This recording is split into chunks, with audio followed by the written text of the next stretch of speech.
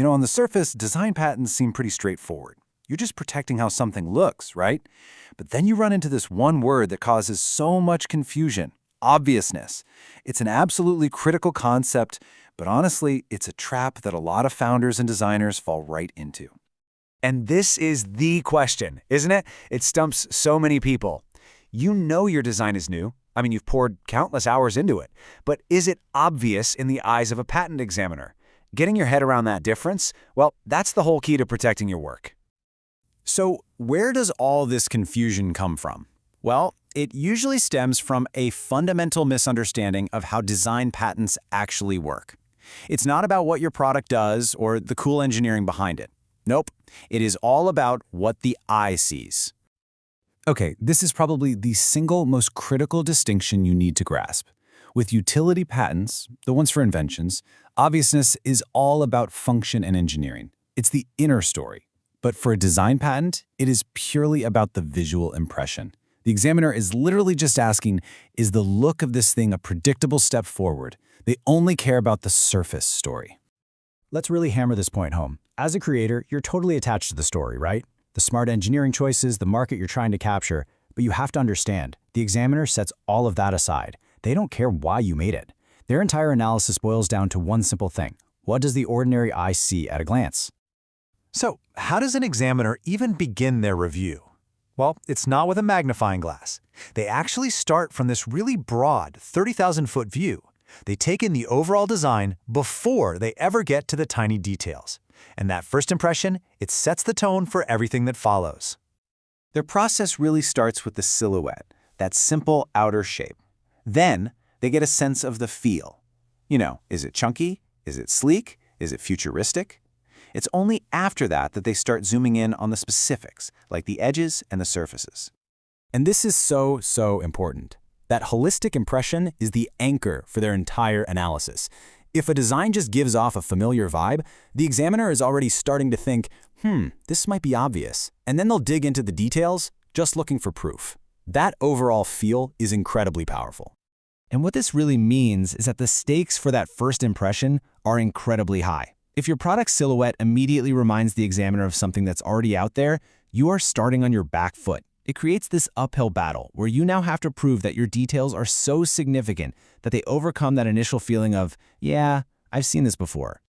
All right, so after that initial high-level take, the examiner basically grabs their magnifying glass. Now it's time to zoom in and really scrutinize the individual components of the design, the visual DNA, so to speak, to see exactly how it's all put together.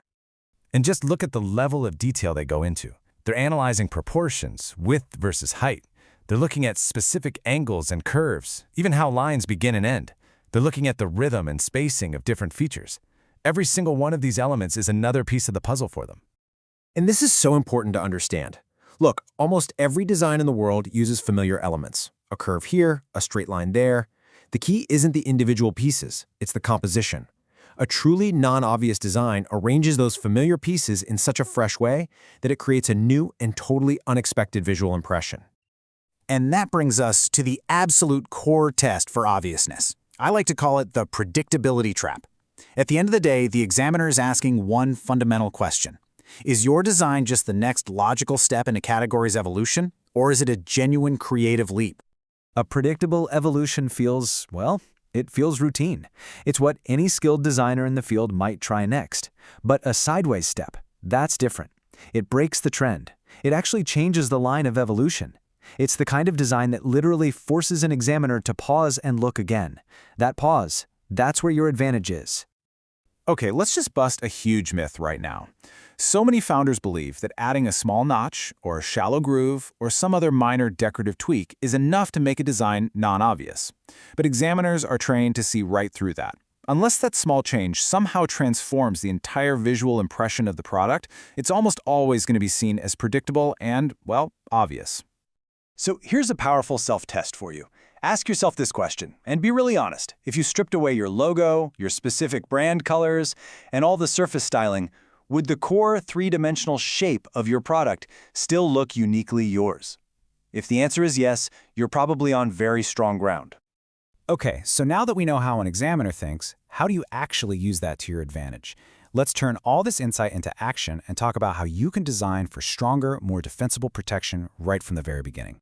So here's a simple pre-filing checklist to put all this into practice. First, plan your design patent strategy long before you freeze the final form. Second, make sure your drawings are clean, precise, and consistent. They are the heart and soul of your application. Third, be really strategic about what you claim. Focus on the core features that truly define the look. And finally, get your legal and product teams talking to each other early and often. It makes a huge, huge difference. Ultimately, this whole thing really comes down to a critical mindset shift. You have to stop treating your product's physical shape as just the final step before you send it off to the factory. Instead, you need to see it for what it truly is, a core brand asset, a powerful moat that can be every bit as valuable as your technology or your logo. So the final question I'll leave you with is this. Is your product's shape just another feature on a spec sheet, or have you intentionally crafted it to be your single most defensible asset? The answer to that question could very well define the future of your brand.